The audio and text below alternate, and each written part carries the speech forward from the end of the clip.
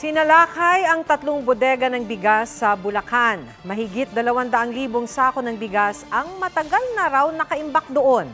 Yan at iba pang balita sa report ni June Veneracion.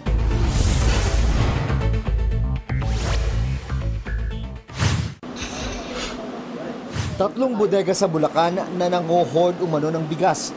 Sinalakay ng customs at iba pang taga-kongreso. Higit 200,000 sako ng bigas na nagkakahalaga ng ₱250 bilyon ang nakita. 3 buwan na raw nakaimbak sa bodega ang ilang sako ng bigas na kung ilalabas sana sa merkado, malaking tulong para hindi sumirit ang presyo. Niriribag din umano ang mga imported na bigas sa sako ng mga local producer na posible raw modus para palabasing lokal na bigas. Pinagpapaliwanag ang mga may-ari ng mga ito. Iginit naman na nagmamanage ng bodega, kumpleto ang dokumento nila at legal ang operasyon nila.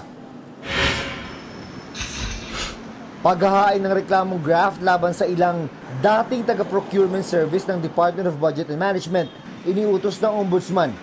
Kaugnay ito sa umano'y maanumalyang pagbili ng PSDBM ng 4 billion pesos na RT-PCR test kits sa Pharmaly Pharmaceutical Corporation. Kasama sa mga akusado, sinooy Budget Undersecretary Christopher Lau at 2 iba pang opisyal ng DBM.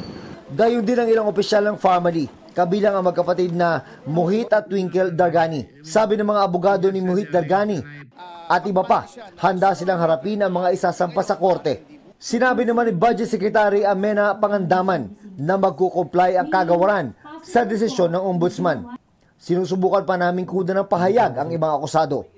June Veneracion nagbabalita para sa GMA Integrated News.